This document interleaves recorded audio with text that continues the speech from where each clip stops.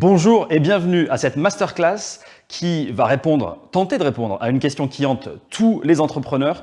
Comment, en 2021, convaincre un investisseur de financer votre entreprise? Alors, je suis Ben Marel, l'un des fondateurs de Brega. Brega, fonds d'entrepreneurs dont le closing du premier fonds a eu lieu en 2015. Depuis, on a pas mal grandi. On a des bureaux à Paris, à Londres, à Barcelone. On a été les heureux investisseurs dans Foodcherry, Exotech, Curve, Moneybox, IBAN First, Lemonway, j'en passe et des meilleurs.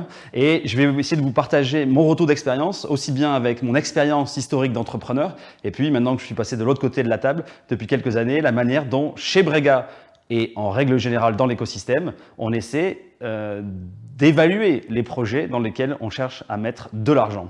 Alors, le sujet de l'investissement, c'est un sujet clé, notamment chez les startups technologiques, puisque qu'est-ce que vous faites, grosso modo, par rapport à un business traditionnel? C'est que vous essayez de construire un actif défensible. Cet actif, ça peut être une communauté, ça peut être du software, ça peut être de la robotique, mais l'idée, c'est de construire tout ça avant de pouvoir le monétiser, et la construction de cet actif, elle peut prendre plus ou moins de temps, ça dépend de votre business model. Généralement, ça nécessite un peu de financement. Alors, il y a différentes classes de financement, hein. Le tout début, où là, en général, on essaie de convaincre les fameux Family and Friends. Ça, c'est quelque chose qui dépend peu ou prou de votre projet selon votre réseau, hein. Je dis souvent en rigolant, si vous allez voir votre grand-mère, que vous fassiez une pizzeria ou une startup tech, finalement, elle s'en moque un peu. Ce qu'elle va faire, c'est investir en vous. Et puis, évidemment, ça ne se résume pas à votre grand-mère. Il y a d'autres investisseurs à aller chercher, qu'on appelle les business angels. Et là, il y en a de diverses formes, dans divers endroits. Et c'est là qu'on commence à voir les premiers talents de l'équipe entrepreneuriale, parce que être entrepreneur, finalement, c'est être un vendeur. Et on oublie souvent ça, notamment en France où on a un gros poids de la science et de l'ingénierie. C'est vrai qu'il faut vendre son projet à des nouveaux collaborateurs pour qu'ils puissent embarquer versus aller travailler chez Google ou Facebook en étant mieux payé. Il faut vendre son produit à des clients in fine, parce que c'est quand même le but final d'une entreprise. Et puis, il faut vendre son histoire et son capital à des investisseurs pour qu'ils vous permettent de réaliser votre rêve et d'atteindre l'objectif qui est le vôtre.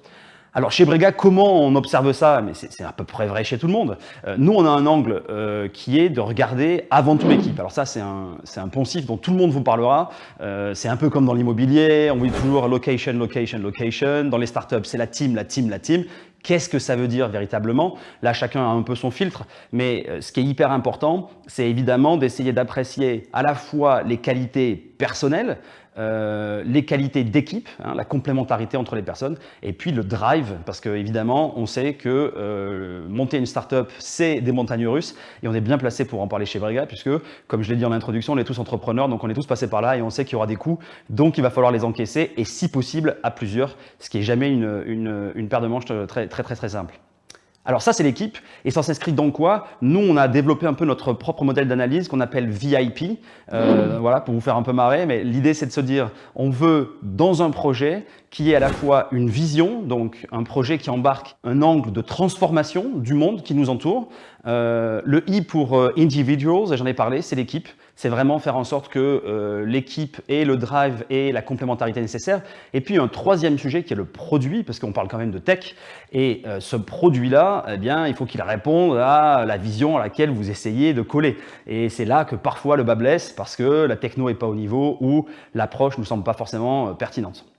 Alors évidemment, ça c'est notre grille d'analyse, mais avant de rentrer en contact avec un investisseur, il faut ouvrir la porte. Alors le monde et l'écosystème a vachement changé. Il y a plusieurs années, les investisseurs étaient encore dans leur tour d'ivoire et l'écosystème du financement et de l'investissement a énormément évolué avec de plus en plus de jeunes équipes dont nous faisons partie, hein, puisqu'on est un peu les new kids on the block.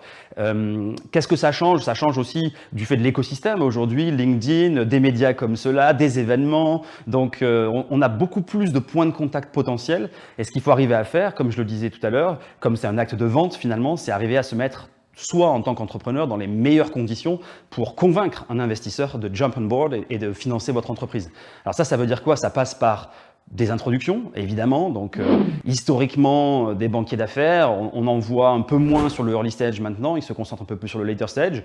Mais les introductions, ça fait partie de votre réseau en tant qu'entrepreneur, vos amis, vos connaissances, les gens avec lesquels vous avez travaillé, ceux qui peuvent donc vous recommander à des investisseurs. Parce que, évidemment, quand on traite des milliers de dossiers, hein, chez nous, Brega, avec les 3 bureaux européens, on est à plus de 8000 dossiers par an, bah forcément, à un moment, il faut faire un choix. Et bah, le choix, il est toujours très difficile au début, surtout quand la première prise de contact se fait par mail ou par rencontre sur un salon. Donc l'idée, c'est d'essayer d'accrocher les investisseurs, soit via une recommandation forte en laquelle ils ont confiance, soit en ayant étudié un peu leur thèse d'investissement, leur portefeuille, en tout cas essayer de réaliser cette accroche et de construire un peu d'intuité personnelle le plus vite possible pour faire en sorte que les investisseurs aient envie de vous backer. Ce qui est certain, c'est qu'il y a de l'argent disponible, il n'y en a jamais eu autant, hein. On voit que l'année 2021, malgré les conséquences du Covid l'année dernière, va être la plus grosse année en termes de financement en France. Donc ne vous stressez pas, il y a de l'argent pour les bons projets.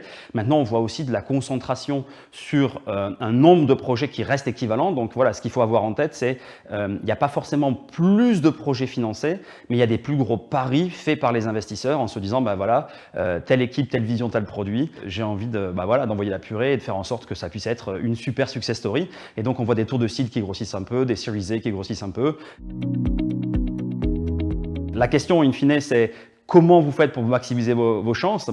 J'en parlais, c'est un peu un exercice commercial, donc parler à 1 ou 2 investisseurs, ça peut s'avérer risqué. Donc moi, je vous engage à développer des relations avec le maximum d'entre eux.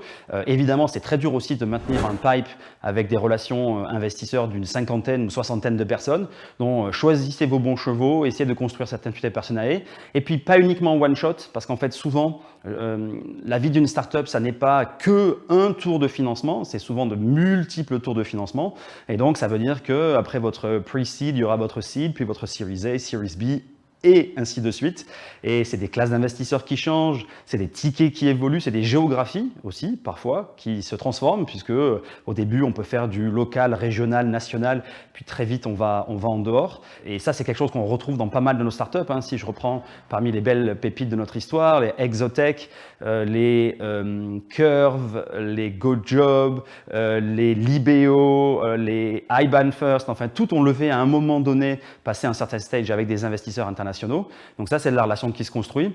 Donc c'est souvent le job du CEO hein, qui fait cette relation un peu vers l'extérieur avec les très très gros clients ou partenaires et puis les partenaires investisseurs. Parce que là, encore une fois, bien sûr que si votre boîte est incroyablement carrée, aux petits oignons sur un sujet tendance, peut-être que vous arriverez à convaincre des investisseurs qui ne vous connaissent pas en quelques heures, mais la règle veut quand même que si vous voulez optimiser vos chances, il vaut mieux les avoir connus, les avoir prévenus. Et peut-être un dernier mot dans cette relation investisseur, l'important c'est de construire de la confiance. Hein. Ce qui va se passer souvent dans la relation investisseur, c'est qu'on va être ensemble pendant des années, et comme je disais, avec des bons moments, mais pas mal de mauvais aussi. Donc, comme toute relation d'affaires, comme toute relation personnelle finalement, ce qui est important, c'est d'établir ce trust. Et donc, pensez à dire ce que vous faites, faites ce que vous dites, partagez des chiffres, si possible, under promise and over deliver, toutes ces petites choses qui font que vous instaurez un climat de confiance avec le premier, puis le deuxième, puis le troisième, puisque là aussi, dans la vie d'une entreprise, d'une start-up qui a de multiples tours d'investissement, il y a plusieurs investisseurs. Et donc là aussi, il faut composer avec un board qui aussi est une politique et un sens de l'humain particulier que doit acquérir le CEO. Et ça, on aura l'occasion d'en reparler une autre fois. Je vous remercie à tous et je vous souhaite une excellente Madi Keynote.